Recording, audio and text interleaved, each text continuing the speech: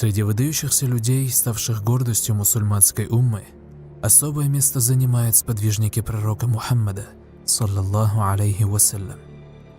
Они внесли неоценимую лепту в дело распространения ислама, явились примером самоотверженности, бескорыстной любви к посланнику Аллаха и самопожертвования во имя этой великой миссии, став образцом богобоязненности и праведной жизни для последующих поколений.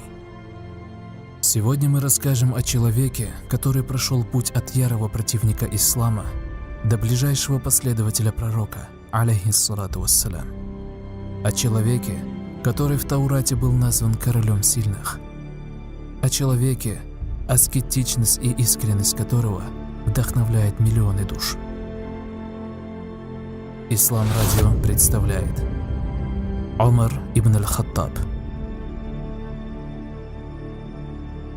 В начале призыва пророка Мухаммада, саллаллаху алейхи вассалям, Умар был одним из противников ислама. Он имел большой авторитет среди арабов Мекки и был известен своей неимоверной силой. Он был очень высоким и крупным.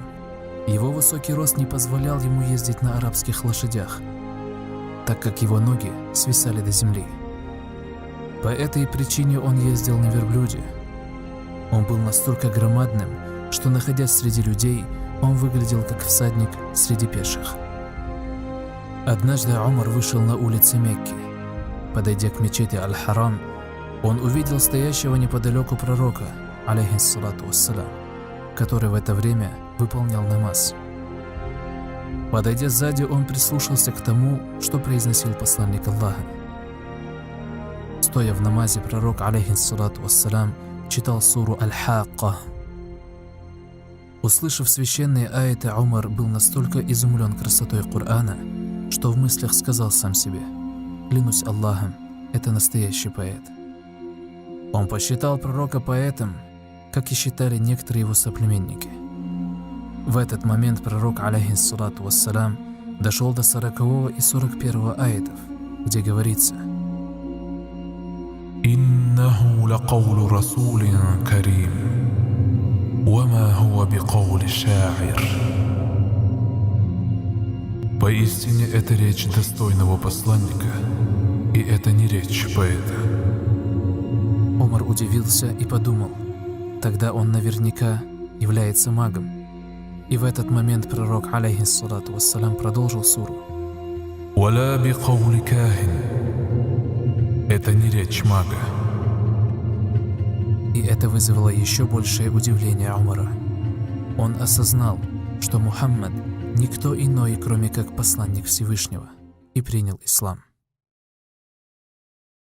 Согласно передаче Ибн аль-Джаузи от Анаса ибн Малика, упомянутой в его книге Сифат ас-Сафва, Умар, опоясавшись мечом, вышел на улицы Мекки и отправился на поиски Мухаммада.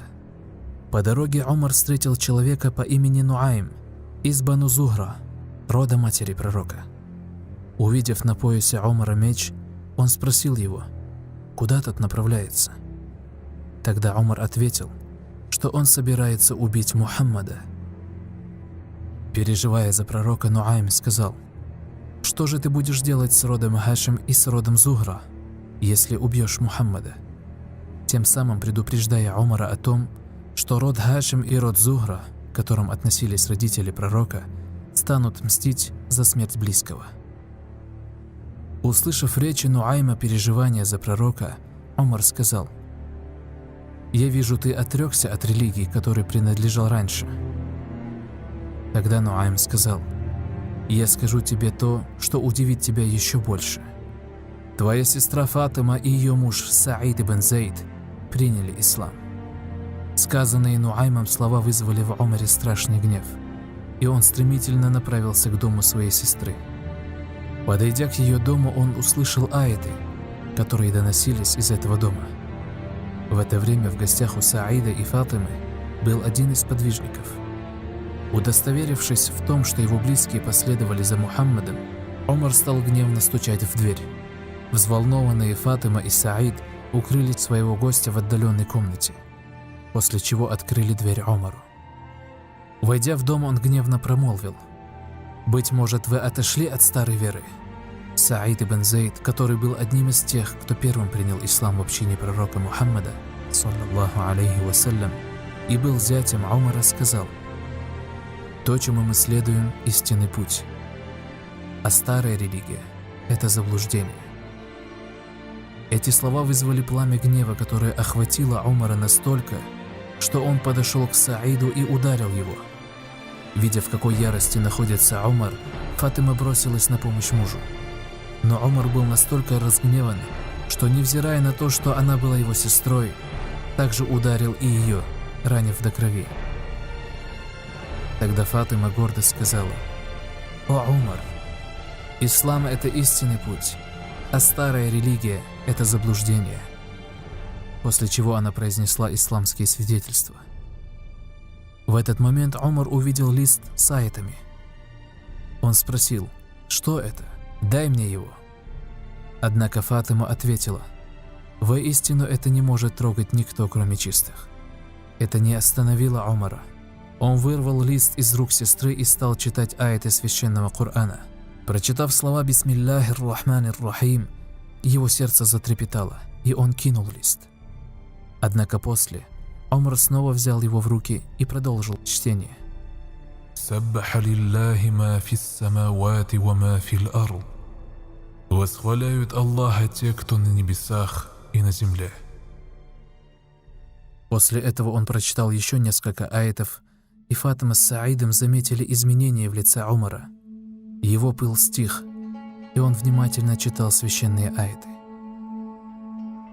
В этот момент из укрытия вышел их гость, и, обращаясь к Умару, он сказал: «Возрадуйся, мы слышали, как посланник Аллаха читал такое дуа».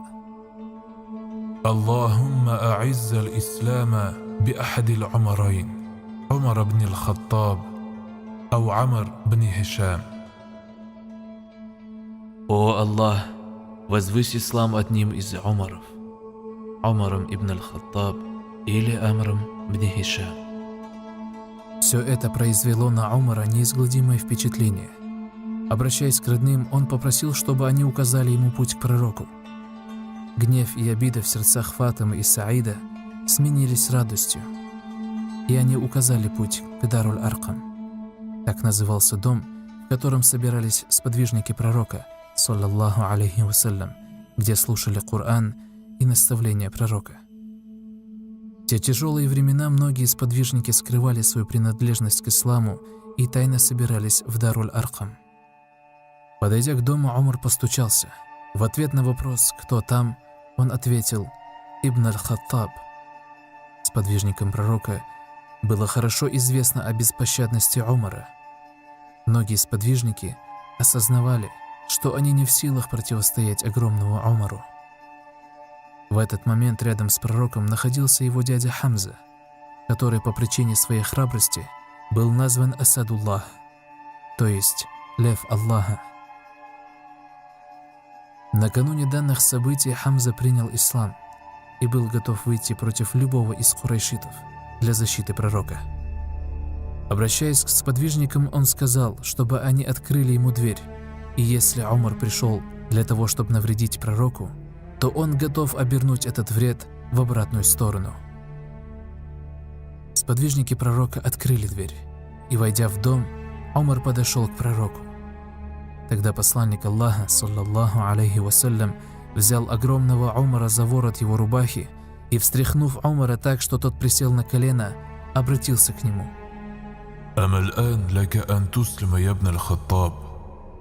«Разве не пришло то самое время для тебя, чтобы ты принял ислам, о Ибн аль-Хаттаб?»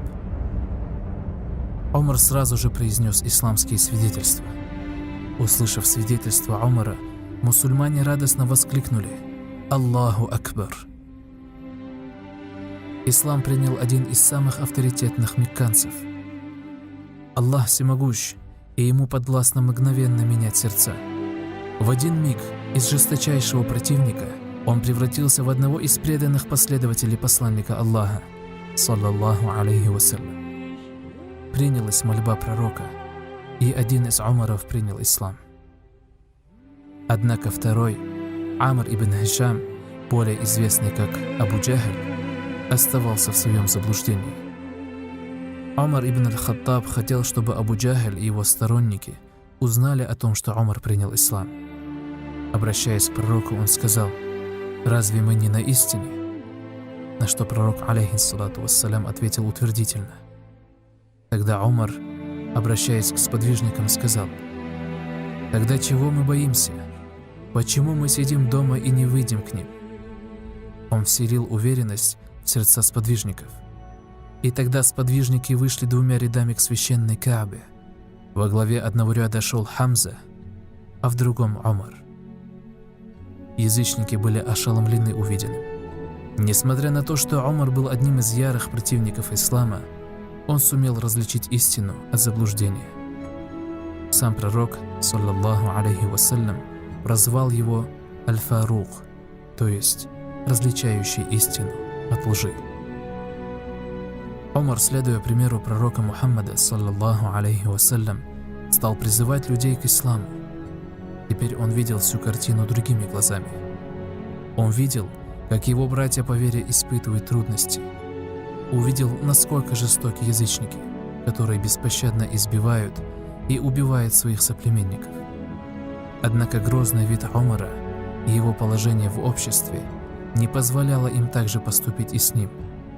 Они понимали, чем могло это обернуться для них.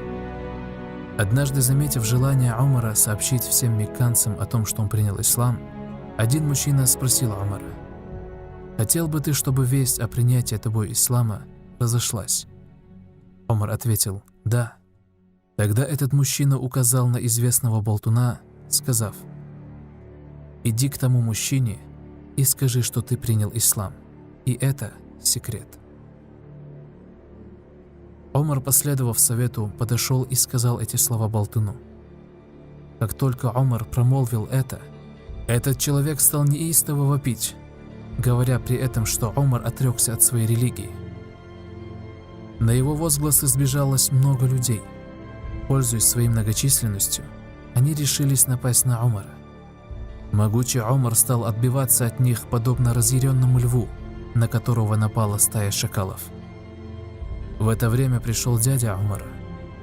Увидев, как на Умара нападают со всех сторон, он крикнул: «Я встаю на защиту сына своей сестры». Увидев дядю Умара и понимая, что на защиту Умара могут прийти его родственники, они стали расходиться. Однако Умар возразил своему дяде, сказав: «Я отказываюсь от твоего покровительства, так как ты находишься в неверии». После этого люди снова ринулись на него, и он опять стал отбиваться от них. Они хотели сломить его, тем самым устрашив остальных мусульман, ведь Умар был известен своей силой. Однако этому не было суждено свершиться. Уахб ибн Мунаббих передал, что еще до рождения Умара в Таурате, священном писании, ниспосланном пророку Муса, было упомянуто описание Умара, в котором говорилось, что он крепкий подобно железу и король сильных. Абдуллах ибн Мас'уд, вспоминая события тех дней, говорил: «Мы не поклонялись Создателю открыто до тех пор, пока не принял ислам Умар». Принятие ислама Умаром стало новой вехой в истории мусульман, и с этого момента изменится многое. Слушайте продолжение, иншаллах, в следующем выпуске на Ислам Радио.